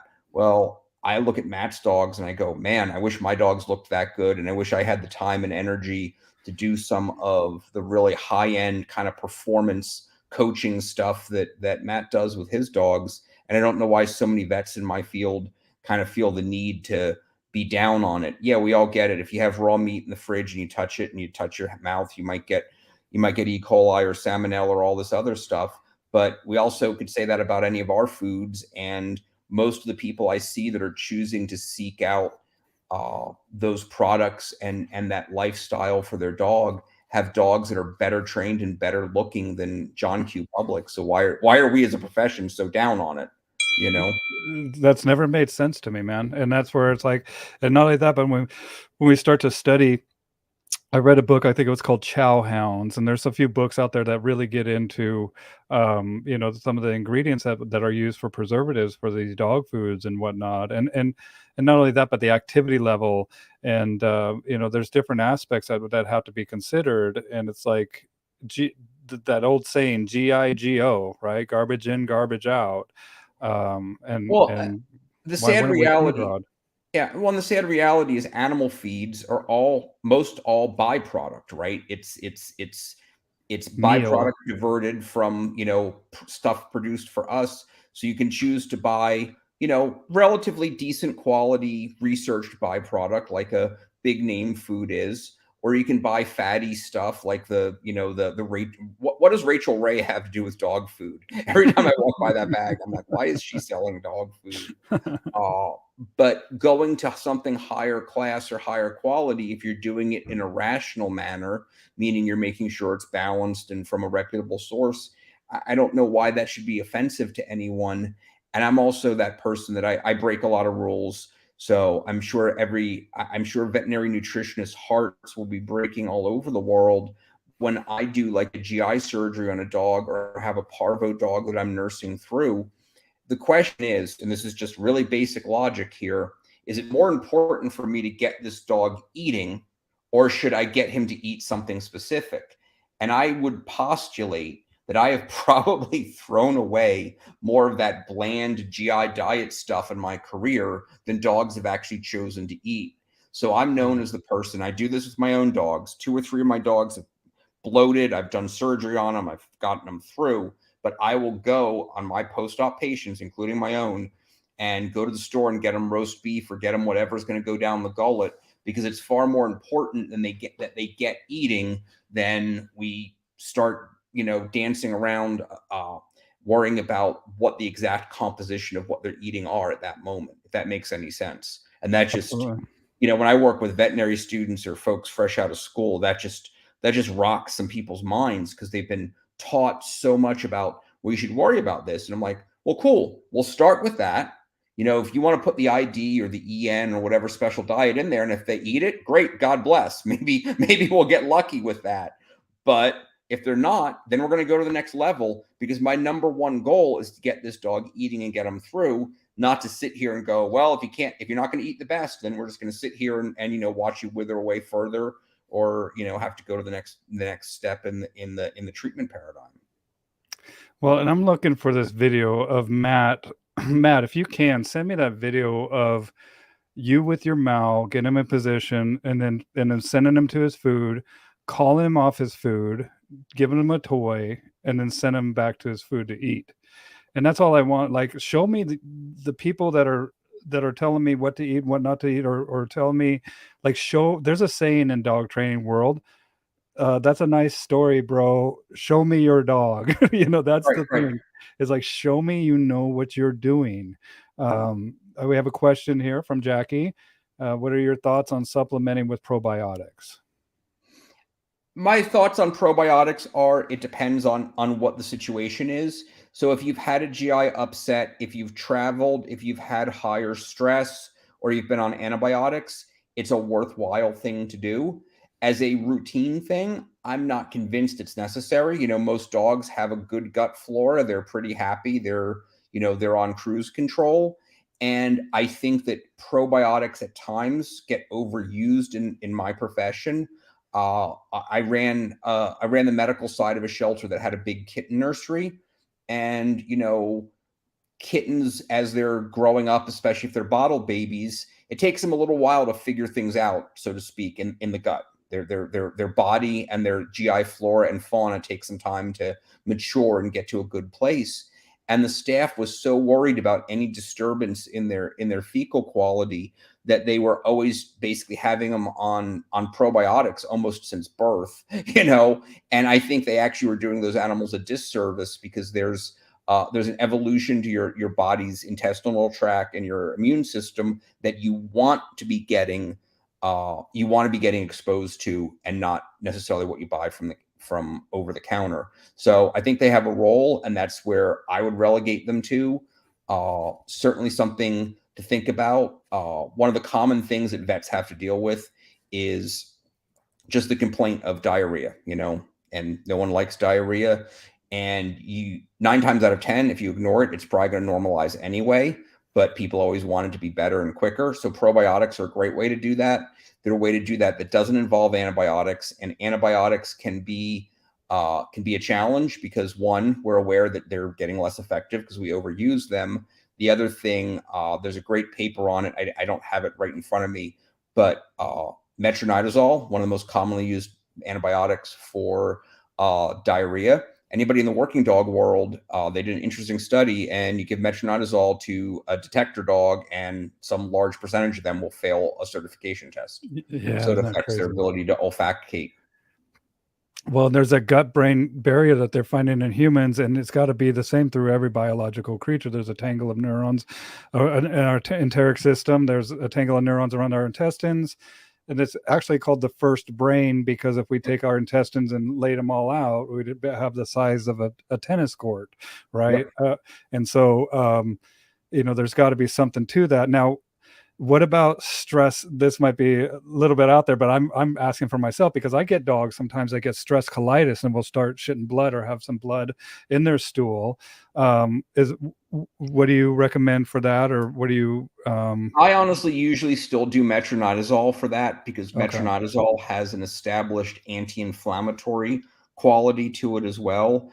A lot of breeders' rescues that I work with will do probiotics and pumpkin, which also seems to work really well. That's what I The do other too. thing, First and step. this is, you're probably going to get hate mail, like, oh my God, I can't believe you said that. Honestly, Pepto-Bismol, or the barium contrast, is also a very nice, soothing, coating, firming up tool to use. And Okay. I've used all of them. Pepto, you want to be careful with your dosing. Barium, you want to be really careful with your dosing, because you can turn them the other way and you can get gravel. You can basically get them almost impacted. Wow. Okay. So, again, all of these things are used with caution. Speak to your veterinarian. If you're a breeder, you're in the working dog world. I'm assuming you guys have relationships and throw out options, and they tell you, okay, these are the parameters you can kind of fly between and keep it there. So Yeah, I've had them. I've had some dogs that I've like literally. It's like, look, we got to send you home with this board and train or whatever, just because they're too neurotic or something, and we just have to have a different approach to this. But we have to yep. get this under control, and every dog is different, and they're going to tell you too, based on that. Here, let me see if I can. I want to see if I got this. Yeah, I got to show you this call off that Matt has. That is pretty remarkable, dude. This is whenever I hear, oh wait, that's not it. Whenever I hear anybody like poo poo in the raw food or whatever, I'm going to think about this. Here, he just sent it to me. Share screen.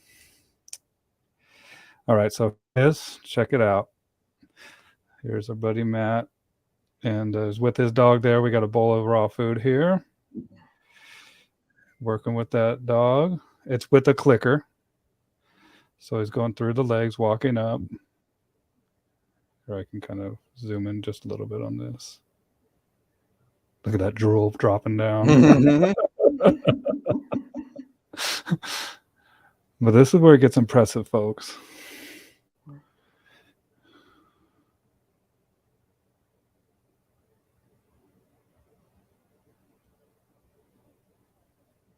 Calls him off. Nice. Then throws the ball to him. Okay, so you're thinking, oh, maybe that food has got something in there that's not good for the dog that he doesn't really want.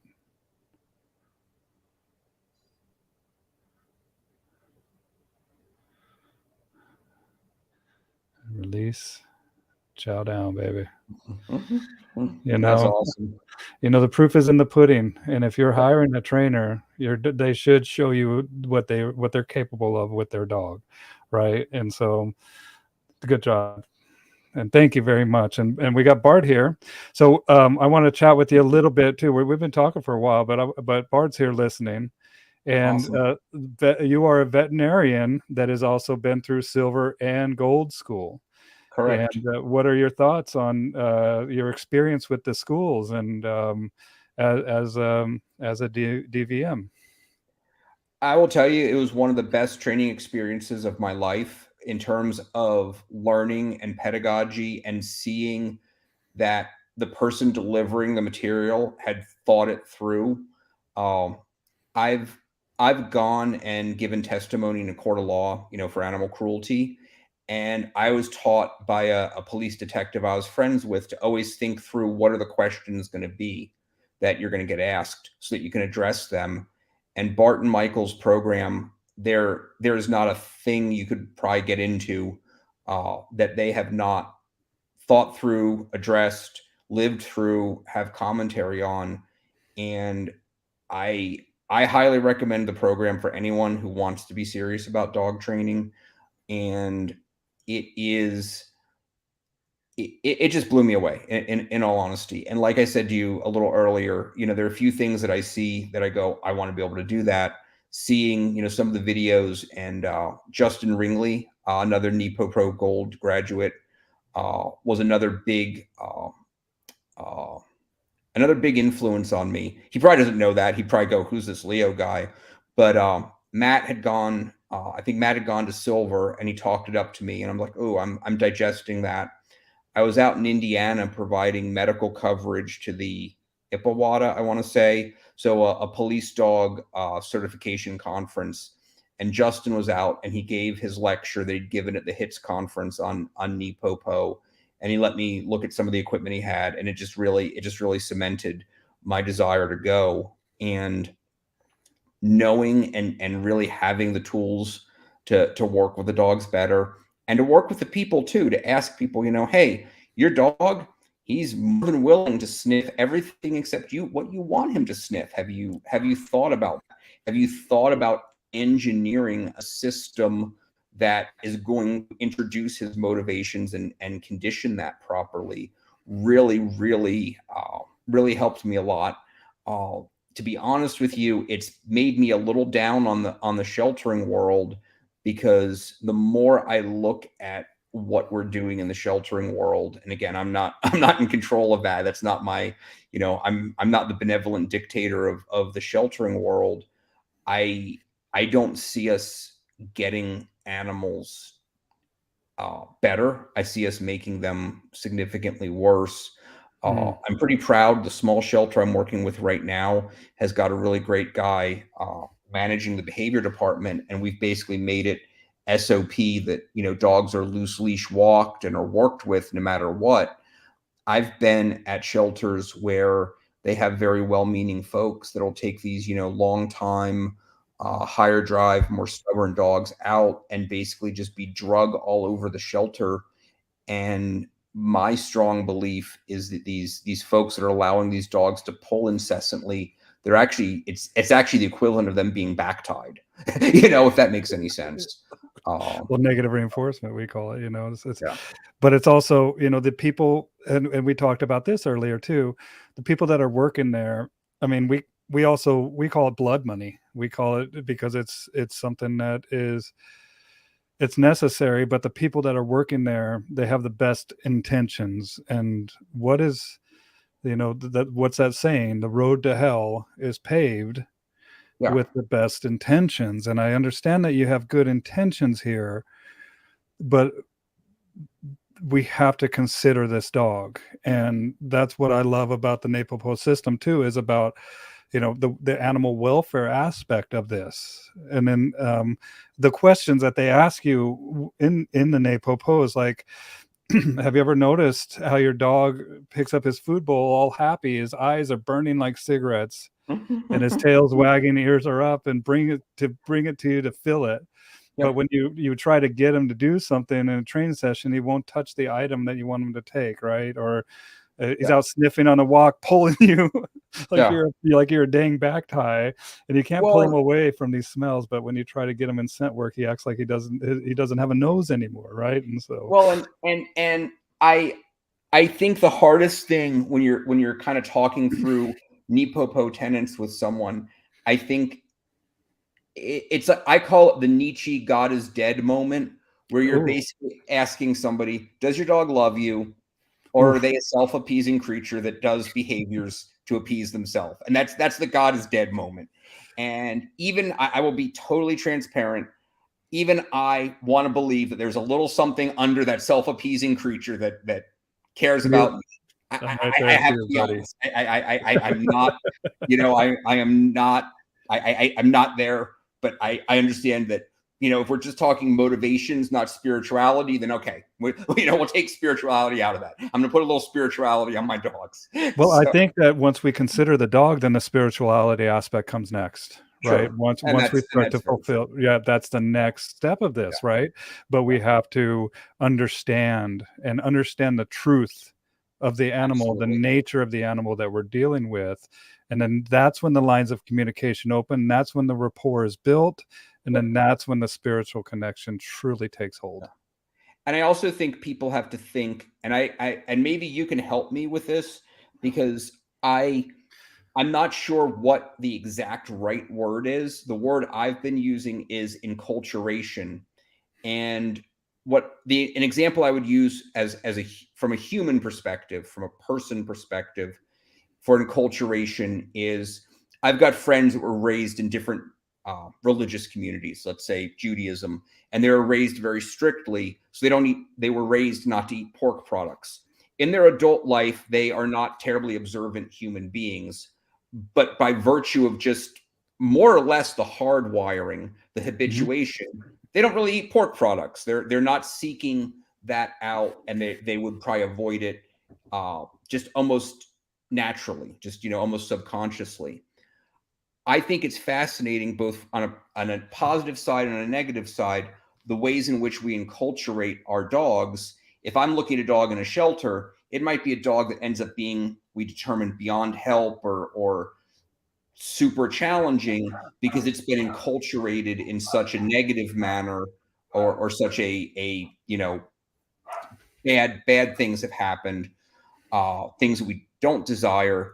And then the other side I think is really interesting is from like the working dog world. I am not, I see people that, debating how much money to spend on a puppy prospect. And I am more convinced that, yes, you need a certain requisite level of genetic potential from a reputable source. But past that, I think a lot of that magic happens in that rearing process between Yes. 12 weeks and 8 months, 10 months. And I'm way more interested. Everyone wants to go to shows and look at different bloodlines and research. I'm way more interested in seeing behind the curtain of what's this training facility look like? What do you have your junior trainers doing? What do you have Yeah. your enculturation, if you will, of that dog and its training process? Yeah. Well, and it's just like, we don't sign up. Well, and this reminds me of the quote by Aristotle, right? Give me a child until he's 7 and I will show you the man, right? That's what your first comment of with the Yeah. Judaism and the pork, right? Yeah. And that's that formative years. But Yeah. we're not signing up Michael Jordan's babies for an NBA, big NBA contract deals. We're waiting until college, and Right. that these people have proved themselves as worthy athletes. And so there's a certain age and a certain performance that these beings, whether they be dog or human beings, can show us that they're capable of, right, and can Absolutely. perform, right. And so and that isn't just guaranteed because of that they came from the loins or the genetic lineage of a particular individual, right. It Right. has to be proven, and sometimes we have outliers, or we have these dogs that are like little, um whether it be a savant or something like that, that are just out there, that are amazing, and they came from destitute or bad backgrounds, or that you would never ever think that this dog would be that dog that achieved this type of level of stature within this particular activity. And so, there is that qualifying time. And yeah, it's not, it is, when I talk to the service dog people, and I've done some interviews with the canine companions from independence, and I ask them, what role does genetics play with the dogs that we select? And I think that there is like kind of the temperament aspect of this, but when we start getting into the working dogs and the performance aspect of it, when I ask the canine companions for independence, what roles does genetics play, they're like 98%. They're like, we get all of our dogs from around 5 or 6 different dogs, right? And I'm like, Yeah. that blows my mind, right? Right. But it's a great question, man. I think that performance is the truth, and so that's where we see the outcome of these dogs. And the other aspect of this is like, when do we drop the dogs? When we realize that these dogs aren't capable of this, right? And that's where we have these service dogs that are being created that people are literally getting ripped off. I've been posting up, and I'm going to do a live stream about this. People are paying 5 figures for these dogs that are doing the opposite. The people become the dog support human instead Well, of, and I also think, okay, so I'm going to use a German word that Bart's probably familiar with, LTA. So in Europe, you used to have LTA industries to make things like watches. A small workshop where a master trained his apprentices, and everything was made by hand. And there are few things truly like that anymore. You say Swiss watch and people think Rolex, but that, nothing against the company, but that's like a Chevy 350 engine. I mean, they make 1 million of them a year. If they wanted to make 2 million, they'd have to build a bigger factory. They could make 2 million. There's no rate limiting step based on human capacity there. Whereas a dog, especially a working dog, a breeding, training, finishing paradigm is an LTA product. You need somebody with an immense amount of knowledge, or somebody's subordinate who under supervision is learning that knowledge and then is creating that product. And what I see in the industry, to my eyes, is that people get too quick, people get too big too quick and can't maintain the program. No matter what side of the industry you want to talk about, they get a good name, they get known for something, and then they're looking to just keep doing it. You could say the same thing about dog training. You know, if you have a one-person shop who gets bigger, maybe you can find a really great apprentice, or maybe you can't, but you have a pressure to produce more, or desire to produce more, desire for more income, which is natural human trait, nothing wrong with that, but you're not keeping that quality level. It's a very difficult discussion. And I can think of few other things in the world that scale as difficultly as producing a working dog.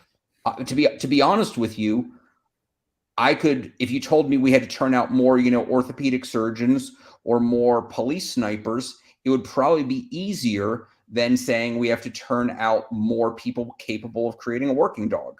It's not that hard to teach somebody how to do orthopedic surgery or, the other stuff. And it is actually a lot of judgment, experience, and time that goes into crafting that dog. I honestly, I mean, this is such a huge conversation. You're absolutely right. And that's what we find out. And I mean, you're only as good as as your next dog, right? And I honestly think that there's going to be some robotics aspect to training dogs, just like we see as a robotics aspect in the surgery, and different things that we can do. And we have one surgeon that's located in a spot that can now do surgeries all over the world, right? And because of this, I don't know what they're called. I've seen them with the grapes and stuff, where they get in the grape. Yeah. Da Vinci, that's right. So there's going to be a Da Vinci aspect to training dogs, man. Mark my words. Well, to your point there, the other interesting thing that you might want to get, oh God, his personal name is not springing to my mind, but he's Canine Tactical out in Iowa. He's a former Naval Special Warfare canine guy. So he was a SEAL, and he was out talking at Ipawata. He was developing working dogs. He was cloning them. And his position was that, yes, the cost to clone a dog right now, I think, is $25,000 or $35,000. I think he gets a discount because he's done it enough. But that with if we have another spool up and you need X amount of dogs, starting with a known genetic potential takes away, all that wasted time of, okay, this dog washed, that dog washed, and actually makes sense. Now, I liked his presentation. He wasn't super chatty, and I don't know if it's because it's proprietary or because I was the vet in the room. So, he was a trigger puller in the service, obviously, and he's at a police conference with a bunch of other trigger pullers. So, maybe he doesn't want to talk to me because I'm not interesting and tactical. But it's certainly an interesting concept. I don't know how far he's gotten with it. He might be somebody interesting to talk to if he'd come on. I think he got himself tossed off one of the police canine Facebook groups because he's got opinions and is very aggressive with those opinions. Okay. But is it Joshua Morton, Canine Tactical. Yeah, I just looked him up. Yep. Cool. Or maybe he's listening and you're getting comments. No, I'm not. But I've reached out to him. I love just speaking to people, just like I hear. And if anybody has anybody that you want me to speak to, let me know, man, because I love meeting people like Dr. Leo here. And it's just good to get into these conversations because I think we're all in it for the betterment of these dogs, right? At the end of the day, we should be, right? And Absolutely. Speaking of this gentleman right here, George, has been training dogs since longer than I've been alive. I'm 46. He's been training dogs longer than I've been alive. Here, let's see. We're going to the comments here. To me, genetics have proved more important than training over the years. Okay. I used to think I could fix everything with good training. Man, there are some dogs that are freaking push button dogs. I call them push button dogs because they freaking are amazing. I used to think I could fix everything with good training, but no longer believe that. We can make better, but cannot fix genetic issues, it seems. And there's this like anxiety that happens with some of these dogs. Like there's this nervousness that I've seen that just it can't be fixed. It's managed. And I agree. I agree wholeheartedly with that. And just to qualify my statement slightly when I'm talking about genetics, I'm saying once you're at a certain requisite level. Okay. So I'm not okay, saying that anybody can be an astronaut. What I'm saying is anybody who graduated West Point can try be an astronaut. You've been through a lot of training, you passed a lot of classes, you can run fast, yada yada. And the other thing, I agree 110% with that nervousness. It's so funny. When I lived back east, I didn't much care. I'll be totally transparent. I did not much care for Dobermans. Most of the pet Dobermans we saw came out of there was one very large pet breeding kennel down there. They had some, I think they did shows and stuff, but they were no working or anything like that. But they were very large producer. And their dogs were notoriously terrible for nervousness, edginess, mhm, neuroses. And I moved to Phoenix and I met a lot of Dobermans out here. I love them. They're, not bad dogs, and they're almost shepherd spectrum, in terms of personality. And I don't, that thought process was completely erased from my mind. Other than, yeah, occasionally you get a super neurotic one, like you get super neurotic any other breed. yeah, So totally. An outlier sometimes that it yeah. just happens. There's no guarantees here. Jackie says, "Oh, Teresa, what's up, Teresa? By my side, Canine. If you guys are at YouTube, make sure to subscribe to my channel." She's watching from YouTube. I can easily easily cost 20K to put a field champion on a dog. So when you think of that cloning, it might be such a bad deal. But did you see the guy that cloned the bull? No. He cloned this bull. It's on what's that freaking? It's a radio show on NPR. This And American Life. This American Life. Yeah, it was one of the episodes of This American Life. Now I got to look it up and share it here really quick because, and it's actually one of the actual video productions that they've done. Clone bull, that's right there. And this bull, if by chance we meet again, that's the name of this. Okay. Okay. Let me share the screen. And I highly recommend watching this, you guys, especially because of the topic that we are talking about. Let's see. Am I sharing the screen right now? Nope. Hold on. There we go. If by chance we meet again. Okay. Ralph and Sandra Fisher run a small business, and their beloved brown bull named Chance, right? And Chance was the gentlest bull they had ever seen. More like a pet dog than a bull. The kids loved him. He had a strong career in movies and on TV's performing parties. But when he died, they were devastated. Around the same time, Texas A&M University were looking for animal subjects for a cloning project. They had some tissues from Chance, and so they cloned him because they treated him for an illness. And they called him Second Chance, was born. And he was eerily just like Chance, except he wasn't, which they found out the hard way. This bull, put this guy in the hospital, man, like a couple times, because he was that calm demeanor, that temperament that they thought Chance was going to have with this was not like that at all. And so check this out. If by chance we meet again, and I think that should be a consideration, man. This is not the same animal. Well, I will definitely check that out. And there's a couple of interesting questions there, because we don't know what any of this cloning is. We don't know how it's all going to work. We don't have 100 years of experience with this. The other thing that's interesting is that, and this is going back to, my biochemistry nerd days in undergrad. We think about DNA as being absolute because the DNA defines the sequence of a protein.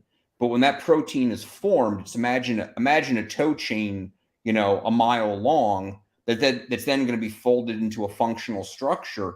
How that protein folding occurs is still a very not completely elucidated process, because it's hard to study that because it's intracellular and it's a process that occurs during synthesis. So there's still room for variation, not to mention the whole nurture versus nature discussion there. Yeah. Awesome, man. Well, I think that we've been chatting for almost 2 hours, dude. And Yikes. I know Well, we could sorry, go man. another 2 hours. No, don't be. You ask me a question, you rarely get a short answer. No, you were great. I love it. I just want to. We just need to wrap this up. Would you consider maybe coming on again at another time, or You maybe betcha, even man. do? Cool. We can come on. We can talk dog. We can talk canine TCCC. We can talk whatever folks want to hear, man. How do people get a hold of you, Doc? Easiest way is my email is just R as in Robert, S as in Sam, Q as in Quebec, VET@AOL.com. I'm on Facebook. AOL. That you're Still dating AOL, yourself. man. I've had that for 20 years. I just put that in the comments there below, and then I'll put your Yeah. Facebook profile Yeah. in the comments down below too. Is there anything that you would like to mention that maybe we didn't cover, or anything that you would like to sign The off only other on? thing, Bill, the only other thing I would mention is I'm an instructor with the Veterinary Tactical Group, and we offer canine TCCC, so that's tactical combat casualty care. So we teach the cops basically how to save their dog in case there's a traumatic injury there. We've got a great website, veterinarytacticalgroup.com, and because it is 110 degrees every day out here in Phoenix, right now, the heat seminar on there by the founder of Veterinary Tactical Group, Dr. Janice Baker, is actually free. So that's about an hour-long or 2-hour-long lecture that's really neat. It dispels a lot of myths out there. There's some other great links and resources. Janice had an awesome career. She was an Army vet and spent 16 of her years in the Army working with special operations canines, and really developed a heck of a program there. So if folks in the dog world are looking for quality trauma care training, that's a really cool thing. I'd be happy to talk about it sometime, or hook you up with Janice, because one of the other things I see in the working dog world is everybody wants a first aid class. And our joke is, this isn't a Band-Aid or boo-boo. This isn't a boo-boo class. This is the joke I make is like in Pulp Fiction, when the Mr. Wolf shows up and says, if you do what I say, when I say, and how I say, you just might get out of this alive. Unfortunately, there are injuries like that where you better do everything right, or you are going to have a casualty. And then there's, things that don't matter, the first aid type stuff. So it's a fun curriculum if anyone's interested in it. It's what I spend a lot of time doing in terms of seminars and stuff that I give. And it's a lot of fun if people want to check it out. So Mr. Pope was known as the fixer or the cleaner, right? Cleaner. So, Yep. The cleaner. So. Awesome, man. And I put up your website. I put up your email in the comments below, and we're already getting great feedback. This has been fascinating. One of my favorites. She's one of my Patreon supporters. Thank you for supporting me on Patreon, Awesome. Jackie.